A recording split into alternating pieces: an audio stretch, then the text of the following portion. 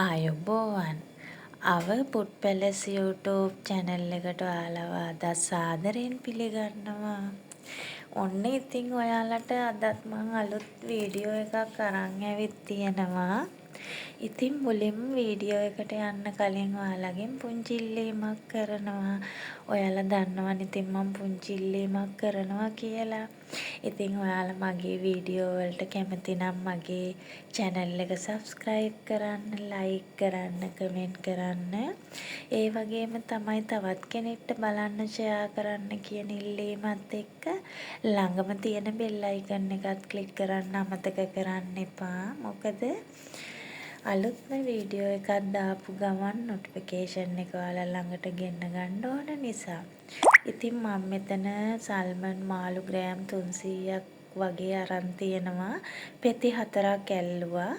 ඉතින් මුලින් මම මේක සෝදලා වැඩිය හොදන්න යන්න එපා. ඔයාලා දෙගමනක් විතර හේදුවාම හොඳටම ඇති.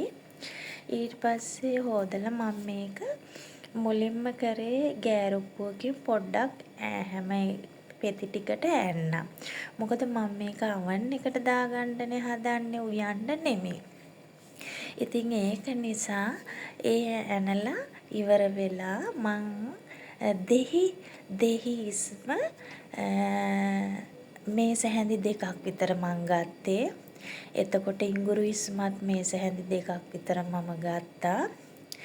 මුලින්ම මම දෙහි ඉඟුරු ඉස්ම ටික තමයි දාගත්තේ. ඊට පස්සේ මම එකතු කරගත්තා මේකට ඔරිගානෝ ටිකක්, ඒ වගේම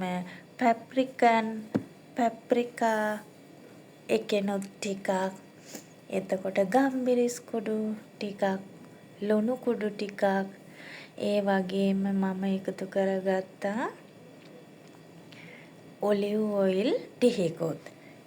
ඉතින් ඔන්න ඔය ටික තමයි අපිට මේ මාළු එක අවන් එකට දාගන්න ලෑස්ති කරගන්න අවශ්‍ය දේවල්.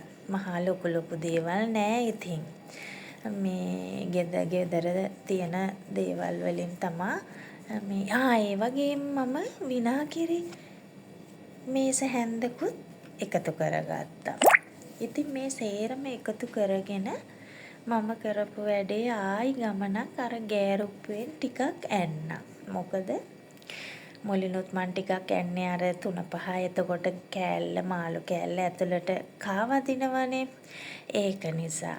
ඉතින් අර 3-5 ටිකත් එකතු කරගෙන මම ආයි ගමනක් ගෑරුප්පුවෙන් ටිකක් ඇන්නා. මොකද ඒ 3-5 ටිකත් ආපහු අර කෑල්ලේ අස්සට යනවනේ. යන්න ලේසි. ඒක නිසා. ඉතින් ඊට පස්සේ මම මේ ටික ඔක්කොම එකතු කරගෙන අවන් එකට තමයි දාගත්තේ. ඉතින් අවන් එකට දාලා දෙපැත්ත බැදුනට පස්සේ අර ගත්තා. ඉතින් ඇත්තටම හරිම රසයි. ලුණුත් දාගන්න ඕන රස අනුව. ඔයාලා මට ඒක අමතක වුණා කියන්න.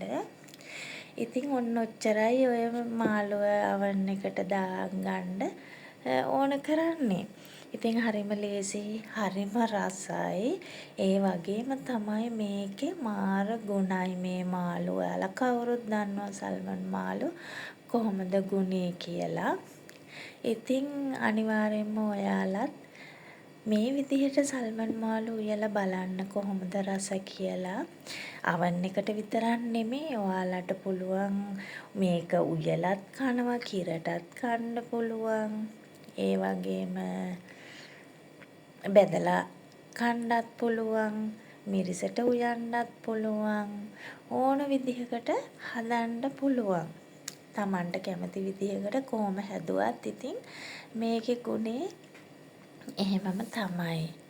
ඉතින් එහෙනම් ඔයාලත් අනිවාර්යයෙන්ම මේ විදිහට සල්මන් මාළු අවන් එකට දාලා හදලා මේ විදිහට කාලා බලන්න කොහොමද රස කියලා.